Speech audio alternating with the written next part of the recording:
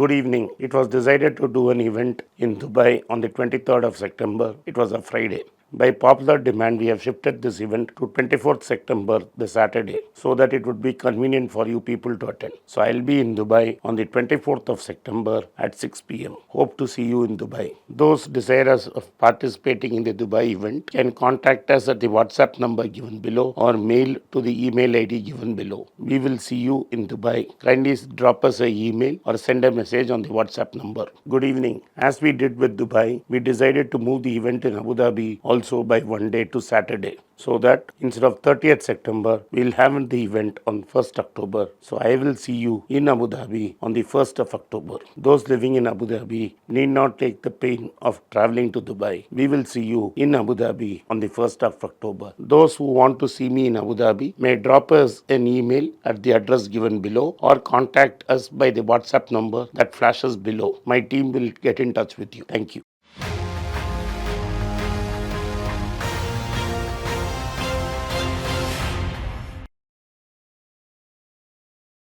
Hi everyone, welcome back to the channel. Anand seems to be very tired today, so let's give him a break. Yes, and I've been reading your interesting comments you guys have been giving me. Just a couple of clarifications. I always welcome feedback. Even negative feedback is good feedback. I appreciate it. So keep those comments coming.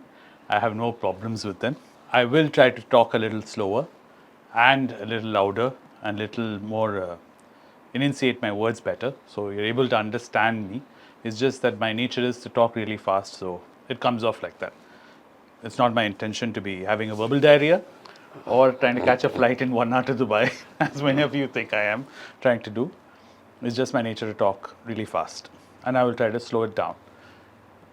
And another thing, important thing which I want to clarify is I'm not here to interview Anand. Let me repeat this.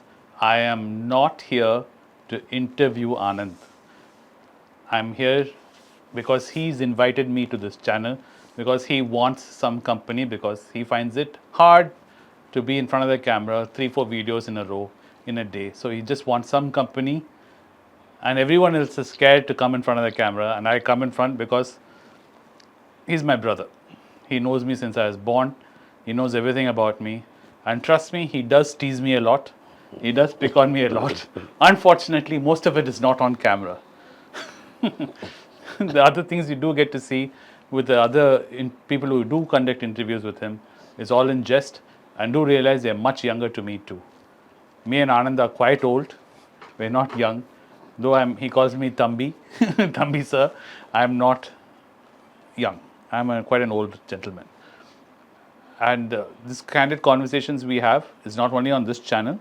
We have another channel, which is a podcast channel, which is just called Anand Talks, where we do the same kind of conversations, where we talk to each other.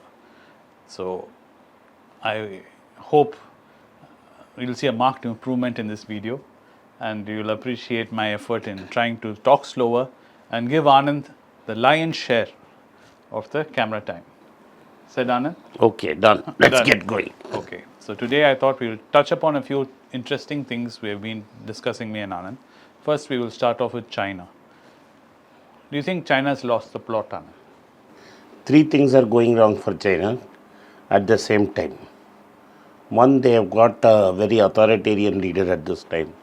They don't have a soft touch leader, they have a very leader with a strong grip who wants to consolidate his personal power at the cost of ideology and party. That is Xi Jinping. And so he is going in a crackdown on so-called corruption and so-called digital superstars like Jack Ma, Tencent, Didi, and others, because he believes that they would become bigger than the party. So that's their first and big problem. Their second major issue is that they have, because they did a one-child policy and they didn't allow it to evolve like India. India, except for a small period time for 12 months, did not force it down the throat of the people. They allowed it to happen slowly. But in China, it was thrust down the throat of people. So you have a sudden dip in population.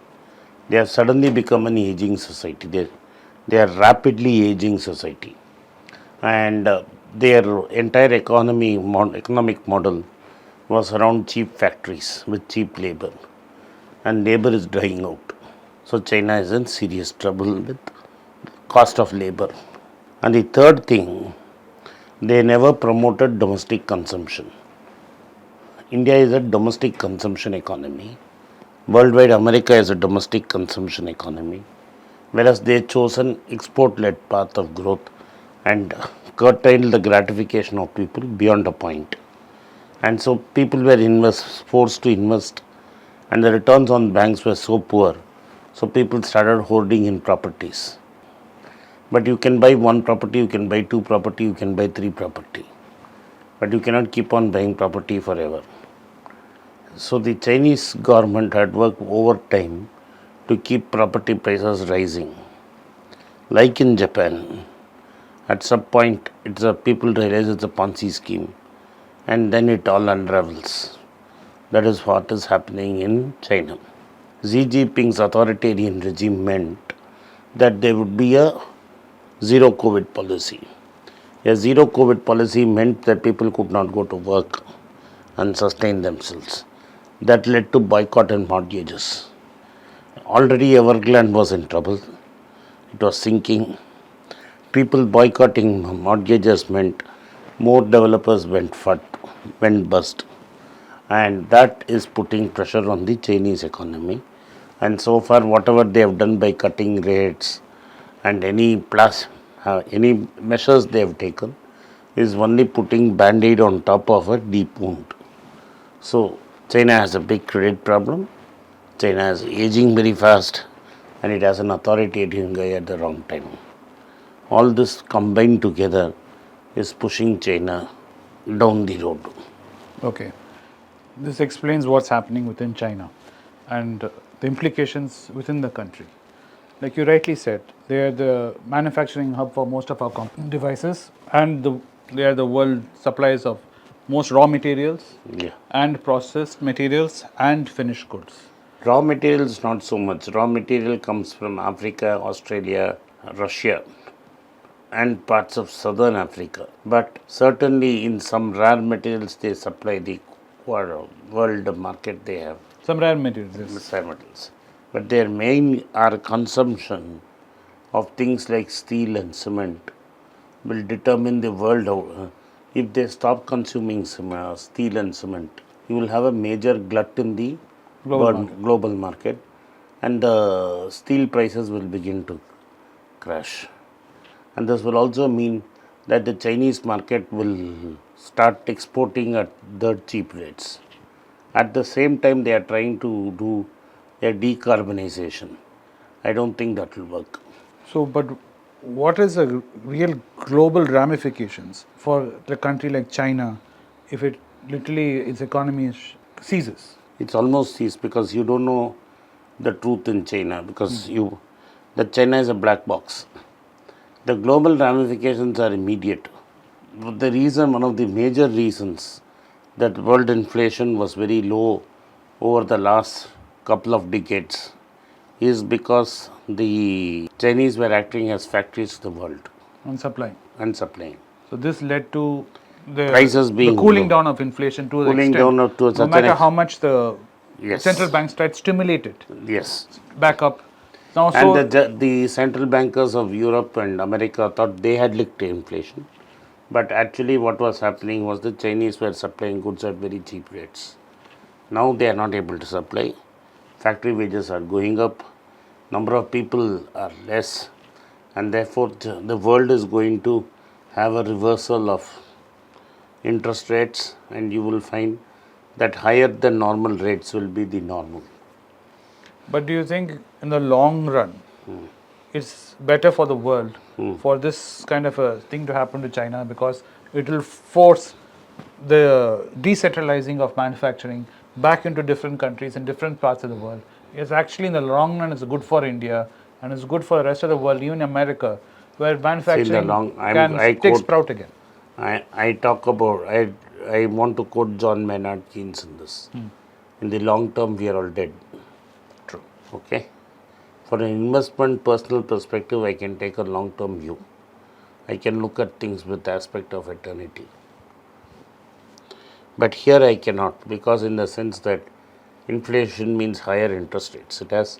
There is some, we have studied this, what is called as chaos theory.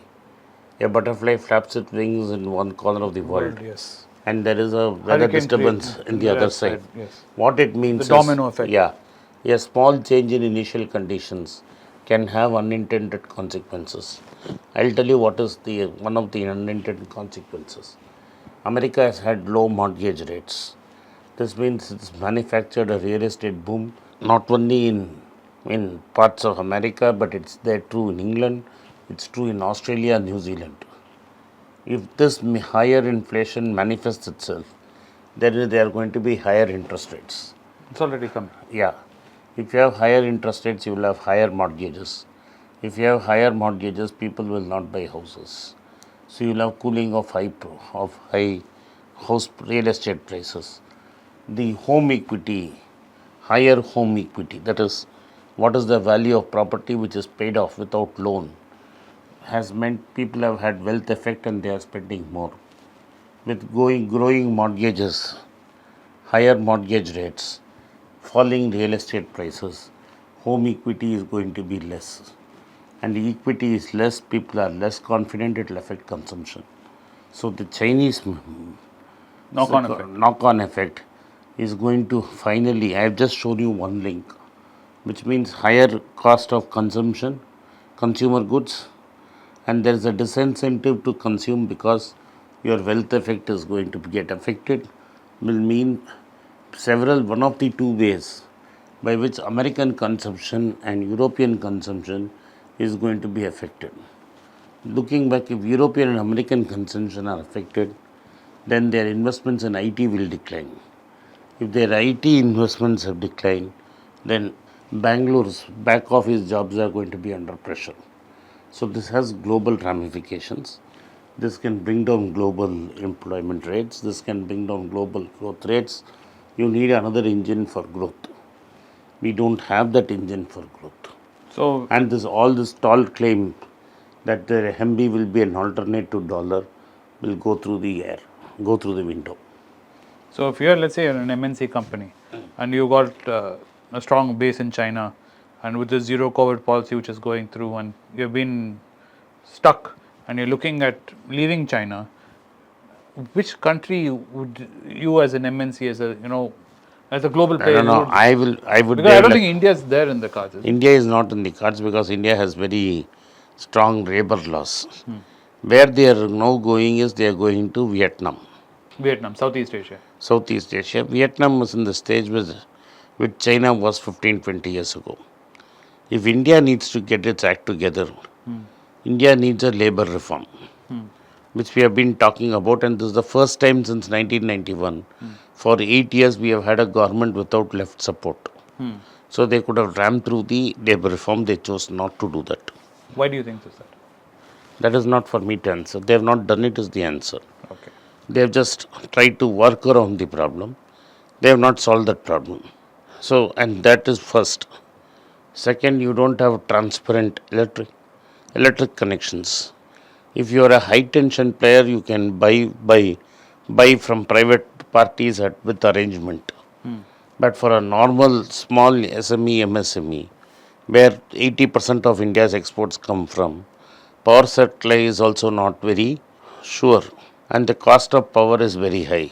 Cost of capital is very high. All this puts Indians under a major disadvantage. An MNC will not worry about cost of capital, but definitely will worry about land and labor, and this is definitely India's negative points. I saw an interesting interview where an economist was talking in one of those major English networks, and he was saying Jerome Powell's this speech, which led to this market correction, slight correction, not a big correction, was just saber rattling. He's just trying to give everybody a warning. He's expecting people to immediately understand this and cut down inflation by themselves, cut down consumption. See, inflation is nothing but a psychological process. Unless there is pain, this is not going to adjust. And the pain will have to come from job losses, and reduce salary increases. If it does not come, the inflation genie will come out later. So, like I said, China is a big setback. So, we have to either raise rates higher to bring it to 2%. Even if there is no fresh inflation, and it continues to decline, the best case scenario for January is 6%, like you told me, which means the Fed has to increase interest rates. Well, anyway, this has been an interesting conversation. I hope you guys found it entertaining and informative.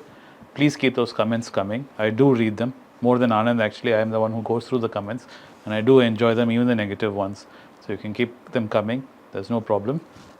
Thanks, Anand. Thank you for watching. Be Rich. If you like this content, kindly subscribe my channel and turn on the bell notification. If you do not turn on the bell notification, you will not be notified every time we put out a video. Once again, I thank you for your support for Be Rich. It's a great privilege and honor that so many of you in thousands have subscribed to my channel and have supported me.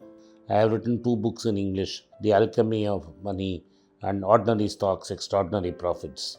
These books are published by us and are ready. If you want to procure a copy, send us a message to the WhatsApp number given below and my team would respond to you. If you want an Amazon Kindle copy, you can click the link below. Finally, those who wish to consult with me can send a mail to berichenglish@gmail.com. Once again, I thank you for your support. If you like this video, press the subscribe button of my channel, hit the like button and turn on the bell notification.